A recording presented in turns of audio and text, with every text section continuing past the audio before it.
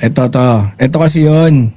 Sabi rito, personal funds to Pulong Duterte 6 house clearance to travel to the Netherlands, 15 other countries. Ito yung ano niya. Ito yung issue, no? Na kung saan kinasasangkutan ngayon ng very unpopular na si sino to? Si Paulo Duterte. Ay, Tita Maris, shoutout naman dyan. Si Ma'am Liberty Arcega rin. Yan na, yan. Simulan na natin. So dito, sabi dito no ng politiko. Personal funds to Pulong Duterte 6 house clearance to travel to the Netherlands and 15 other countries. Parang nawawala yung volume natin. Test mic. Davao City Representative Paulo Duterte has sought travel clearance from the House of Representatives to visit 16 countries. Based on the record obtained by Politico, Duterte requested the Office of the Speaker, Faustino D. III, travel clearance to go to Hong Kong, China, Malaysia, Indonesia, South Korea, Japan, Vietnam, Cambodia, the United States, Australia, the United Kingdom, the Netherlands, Germany, France, Belgium, Italy, and Singapore. The travel clearance being sought is from December 15, 2025 to pucha, ayun pa. Ay, sarap buhay. Nagbakasyon ka na? Tas swerte rin itong mga congressman na to, mga hayop ang pungal. Hindi, ito lang, si Pulong lang. Biruin mo, no?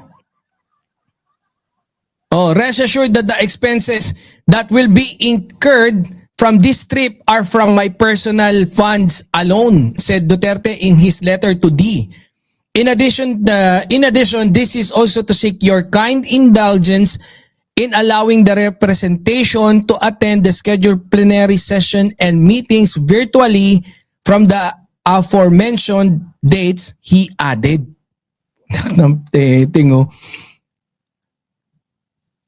Magtatago ng assets yan.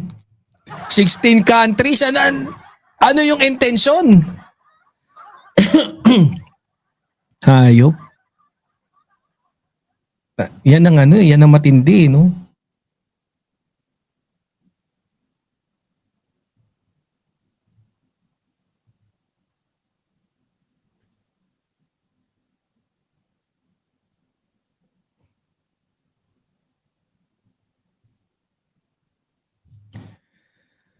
Yan ang mahirap. No?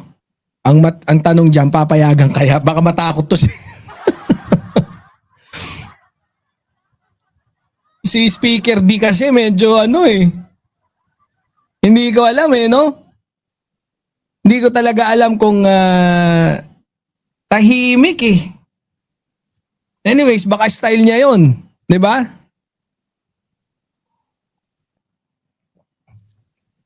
Para lituhin ang surveillance. Hindi, yun nga rin ang dami, no? Tapos ang pinaalam niya 2 months. No, parang at least syempre kung 2 months yung ipapagpaalam mo, parang medyo laylo. Tapos nagpaalam ka so hindi ka masyadong hahanapin, hindi ka siya kaya lang may obligasyon ka kasi, no? Sa mga constituents mo. Lalong-lalo na yung mga bumoto sa'yo. Pero grabe, no? Ganyan to mga to walang hiya-hiya, no? Total, pwede magpapaalam na lang. Di ba? Nakakainggit, no? Kasi buti pa sila.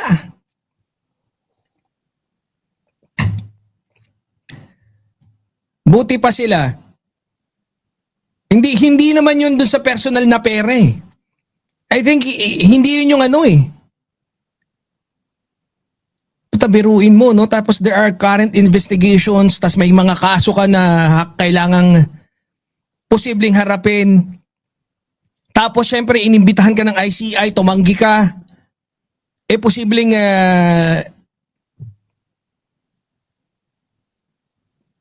Posibleng paharapin to sa ano eh.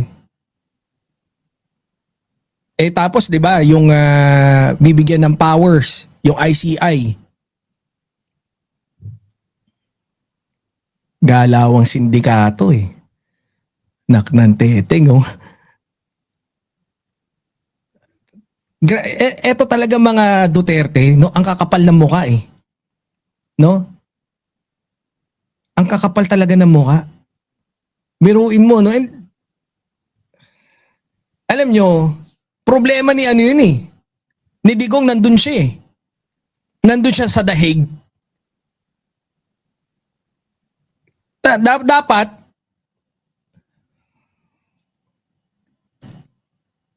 siguro mga 2 days na visit, okay lang yun eh.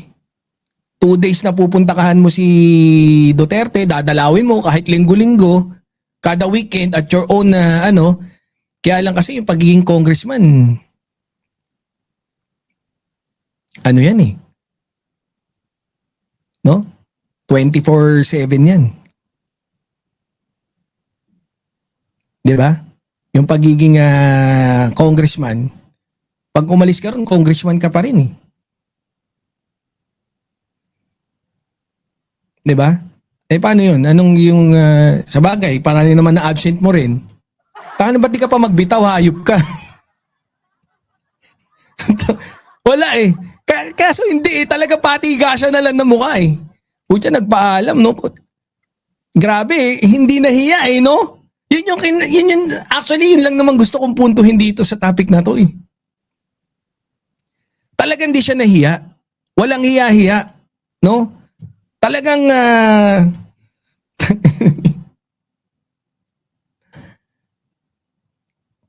grabe.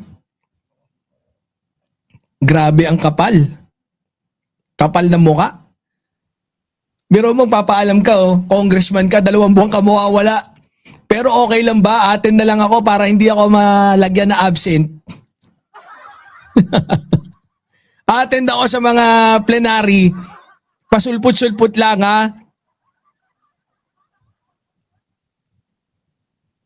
Grabe. Anong tigas na mukha nito.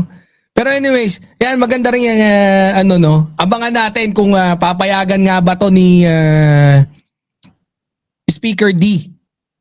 Kung papayagan niya yan, saka natin tingnan kung ano yung mga magandang maging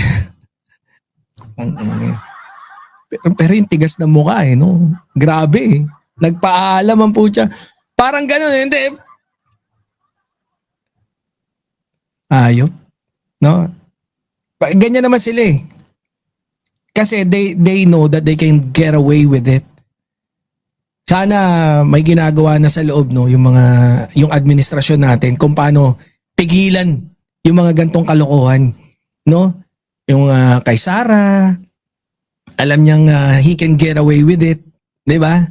Na murahin si PBBM, sabihin maipapapatay, he can get away with it kaya ginawa.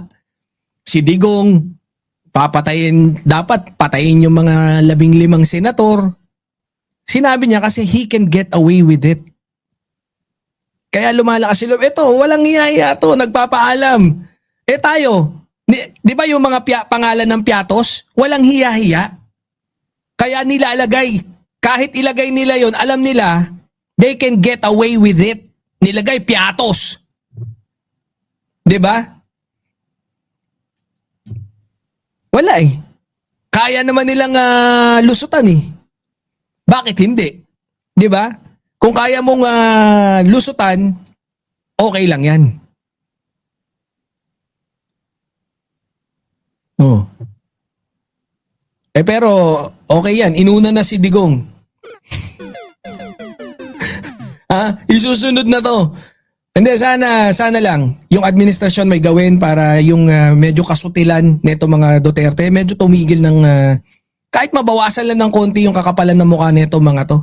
Na hindi nila pwedeng gawin yung mga ganun nang basta-basta lang, no? Eto, ganyan. Yan ulit eh. Mahihirate, no? Oh, anyways, wag na nating ano yan, masyadong pagpapansinin. Asan na? Bakit yan yung ano natin?